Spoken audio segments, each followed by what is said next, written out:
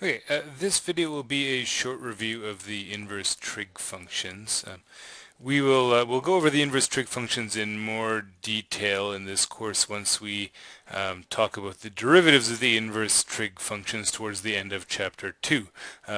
But just to make sure everyone's up to speed and fill you in on how things go, we'll just cover the basics. I know not everyone sees a proper treatment of these in high school these days, so let's run you through the basics. So first of all, let's remind you of how inverses work in general. We talked about this in a previous video, but just to remind you, we generally only define inverses for one-to-one functions, right? The ones that pass the so-called horizontal straight line test. Because the problem is when we get down to wanting to find the inverse as a function, remember that for a function, each x value has to be associated to a unique y value, right? For each input, there can be only one output. And if you take a function like, let's say, a simple example being something like the parabola, right? If this is y equals x squared, and I go about trying to find an inverse for that function, well, I have a problem because, if I'm inverting the function, if I'm looking for the inverse, what happens is, for the original function, you give me the x value, I tell you what the y value is.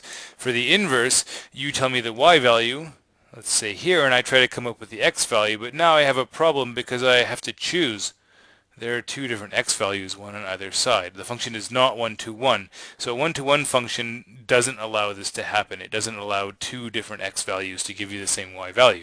Because in order to find the inverse, I would have to give you a particular x value for each y value. Right? Now, of course, I can do a partial inverse, because one thing I could do is I could say, well, I can't give you an inverse for the entire function, but I could give you an inverse for half the function. If I only considered the part of the domain where, well, y equals x squared, but I'm only going to consider x bigger than or equal to 0, well, if this is my f of x, right? Now I can give you an inverse. The inverse function here is going to be the square root function, right?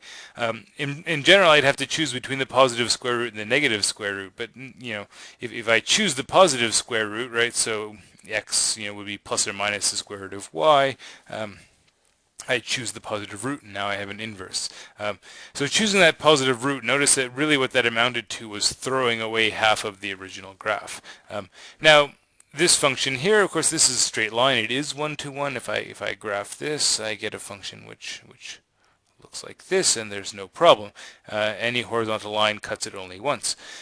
There's a couple of ways to think about how to find this inverse, but let me kind of go through the motions. So if we let y equal f inverse of x, well, that means that f of y equals x. So what is f of y? That would be 3y minus 1.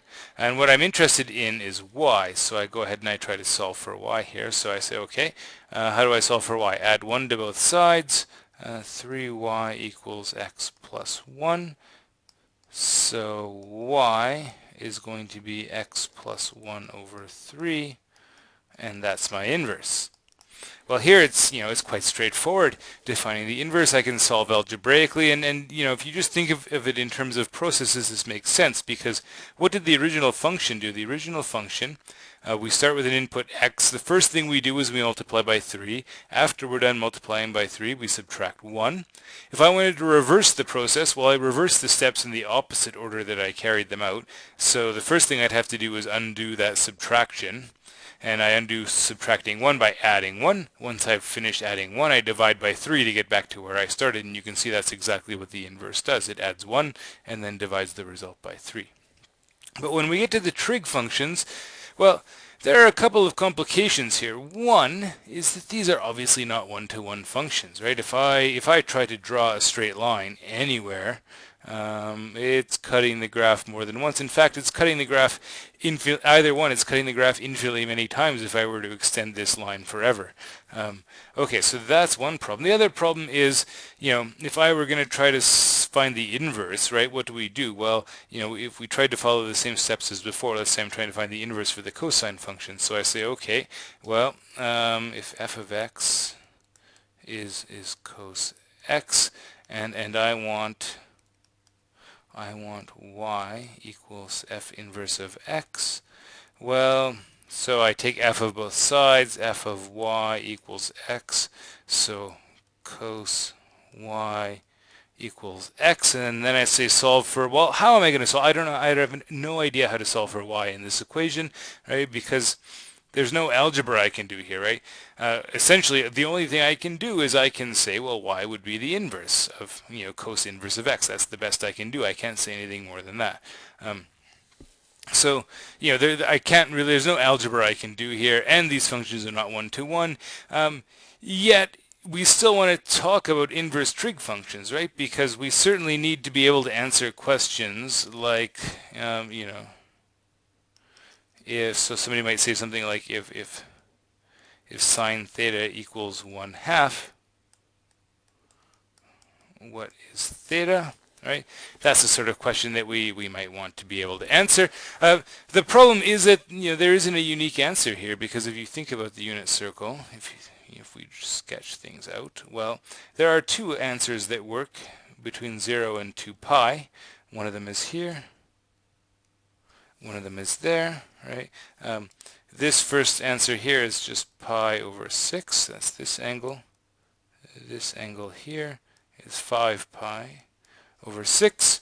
Both of those are acceptable answers, and also I can add or subtract any multiple of 2 pi to either of those answers, and I still get an acceptable answer, right? So 13 pi over 6 works, and there's lots of different possibilities. So I can answer this question, but I can't answer it uniquely, which is where the trouble lies. So the way you do this, the way you kind of define the inverse trig functions, is you have to do the same sort of thing we did with that parabola. Remember, with the parabola we said we can't define an inverse for the whole thing, but I can define an inverse for half of it. Similarly, for the sine function, if I were to chop it, let's say here and here, and notice if I do that, I'm still getting every possible y value, right? I'm getting every y value between 1 and -1. Where am I chopping it, by the way? This is going to be at pi over 2, and this is going to be at minus pi over 2. So if I'm looking for the inverse of the sine function, I can't define it everywhere, but I notice that if I only consider x values between minus pi over 2 and plus pi over 2, I get every possible y value for the sine function. And so if I wanted to define sine inverse as a function, well, the first thing I do is I restrict the domain of sine x. That's going to be my f of x. I restrict that domain to the interval from minus pi over 2 to plus pi over 2, and on that domain I get a new function. So really this new function is not the whole sine function. So this f of x, right? This f of x that I'm writing down here, it's only a piece of the whole sine function. It's the sine function with this domain, but with that domain I can define the inverse sine function. I can define the inverse sine function to be the inverse of this restricted function. And notice that we know that the domain of this restricted function is minus pi over 2 to pi over 2. The range is minus 1 to 1. And we know that when you take the inverse, domain and range switch. So this inverse sine function has domain minus 1 to 1. And it has range minus pi over 2 to pi over 2. And you can play a similar game for the inverse cosine function, right? The inverse cosine function, the part that we take is going to be actually this piece here. That's going to be the piece of the inverse cosine function we take. These are going to be all the values between 0 and this is going to be pi here. Okay, and if x goes from 0 to pi, we get every y value that the cosine function takes, but we only get one x value associated to that y value, so we don't have this overlap issue anymore. And so if I was trying to answer this question, given that sine theta equals 1/2, what is theta? Well, there are many answers to that, but if somebody says, what is sine inverse of 1/2?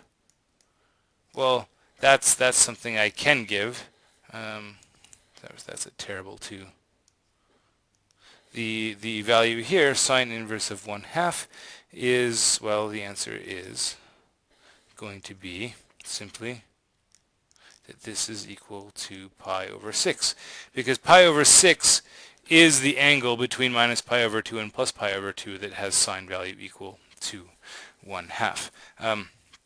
Just to give you another idea of what this looks like, here's a graph of the sine function in GeoGebra done to scale, right? So again, we see that it's not 1-to-1. So the first thing we might do is we say, well, we need this 1-to-1 function. So let's highlight the portion of this graph with the values between minus pi over 2 and plus pi over 2, where we get all the y values between -1 and 1. And here's the inverse. There's the inverse, also sometimes called the arcsine function. Okay, and just to kind of show you this, remember there's this relationship that the graph of the inverse is always what you get if you reflect the original graph over the line y equals x, and you can see that going on here for the inverse sine function. Similarly, we can do the same thing for cosine. Here's cosine. We restrict. Well, is that going to work? No. So what we've done here is we started out trying to take the same interval that we took for sine, right? Minus pi over 2 to plus pi over 2. But we can see that here we have a problem because this is still not 1-to-1. So the way we get it to be 1-to-1 is we don't take this interval from minus pi over 2 to pi over 2. We go from 0 up to pi, and if you invert there, you get the inverse cosine function. Right, so the inverse cosine function is everything from, let me see if I can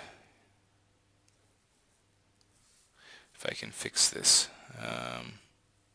That's probably going to be too much work to fix it. So the inverse cosine function, we consider values from 0 up to pi.